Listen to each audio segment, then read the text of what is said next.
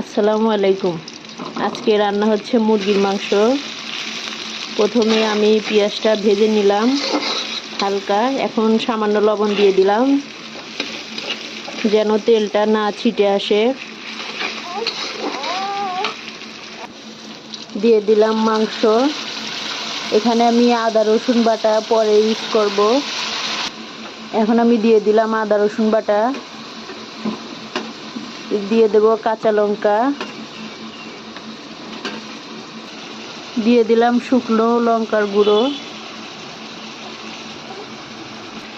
দিলাম হলুদ গুঁড়ো। আমি আলুগুলো দিয়ে দিলাম। এখন আমি দিয়ে দেব মোহরি আর রাঁধুনি বাটা, সাথে আমি অল্প করে একটু জিরাও বেটে নিয়েছি। মাংসটা আমি ভালোভাবে কষিয়ে নিচ্ছি।